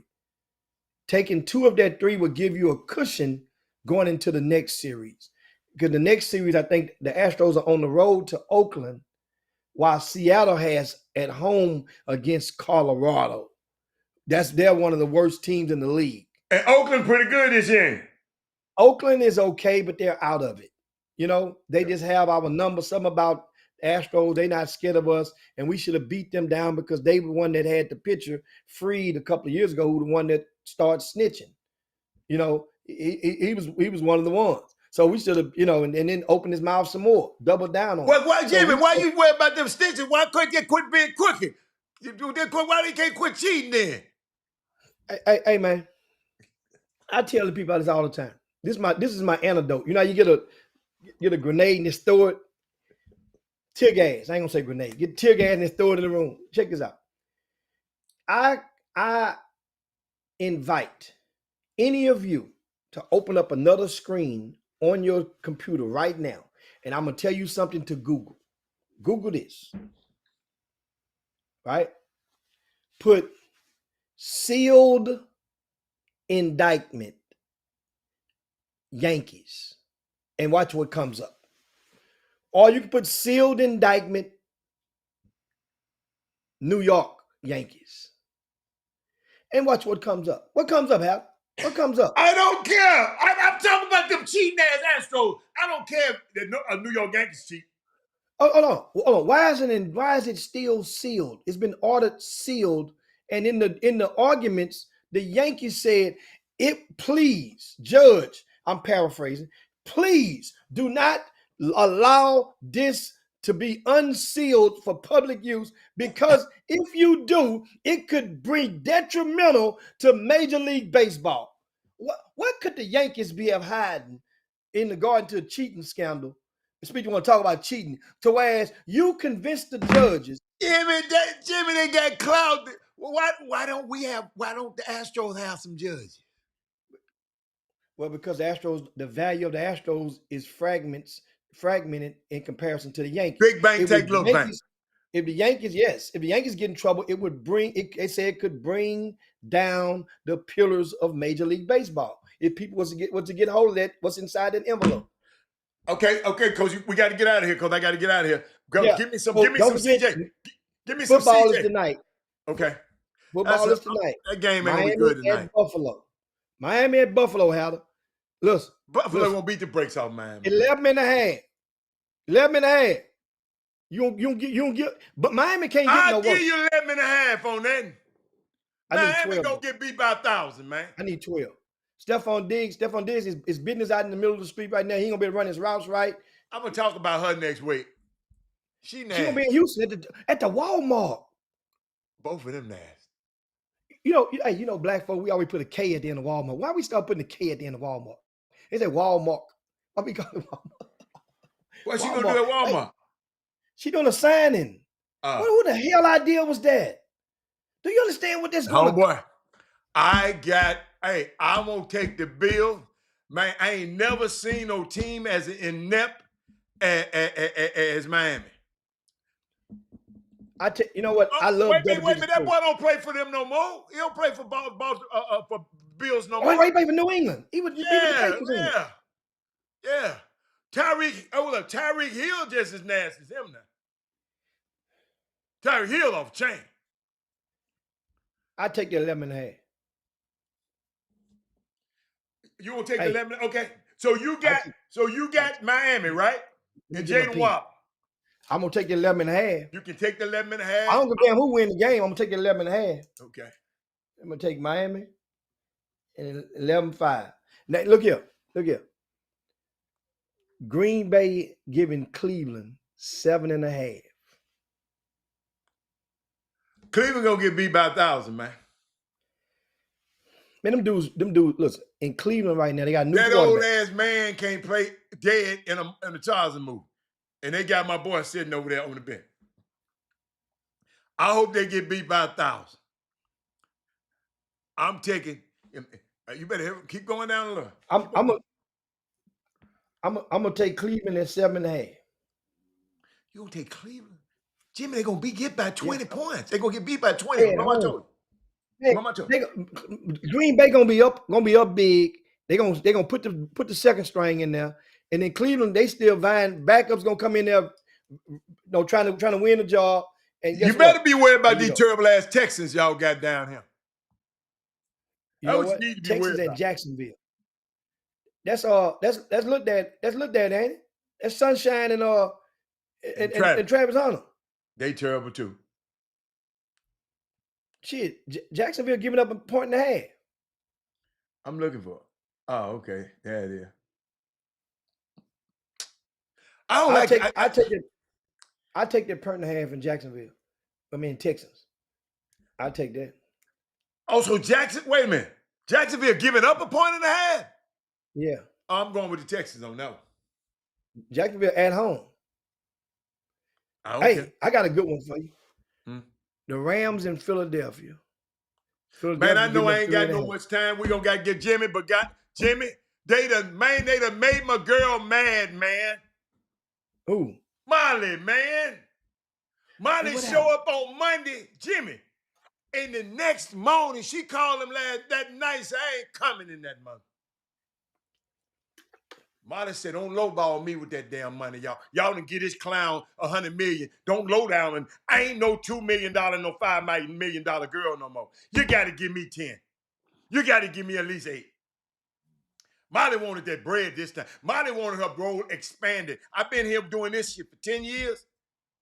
Give me something else I can do. I'm not finna. Y'all, hey, I don't know them. I'm just telling you how negotiations work. Something happened, Jimmy. She was on the air on Monday and said she was gonna be there till the end of the year. And the next morning she didn't show up. And then Stephen Smith show up in there crying. But so she was there. So she was there Monday. She was on the TV Monday. Yes. Wow. I got it taped. I ain't seen it yet. I guess now I know that's the last time she ever gonna be on that. Jimmy, you can go back and look up how he announced the show, how he came on the show. Well, I think I might have seen it on my line. Yeah, that blue suit on. He was on his own radio satellite show. No, I'm talking about the next morning on Day Show. He had to be the host and everything. Yeah, okay. I know he announced it that afternoon on his other show. Yeah. But no, he talked about it. They had a little soliloquy, and he just talked about, we're going to miss Molly. She's dignified and all of that. Molly must have told him, hey, man, I'm not finna keep working for these pennies. And y'all giving these other clowns this money. I'm sorry. It's been 10 years. I ain't mad at her. But let me get out of here, man. Hey, Sloan, quit looking at my girls behind me, Sloan. Tell me I got them things behind me. Yes, sir. Boy, Kiki Palmer. What's the girl? What's your boy name? The basketball player. What's the little boy play for Cleveland? Who hit that baseball at the damn park? No. That's Mitchell. That's Spider. That's his girl, Coco. Coco, that's his girl. Not which Coco one? Golf now. Huh? Oh, the singer. The singer. The one right here. Yeah, okay. Yeah. That Dion little piece of work right there. That Coach Prime little stuff right there. Oh, that's the little Carucci? Yeah. That's Coach Prime piece of work. Oh yeah.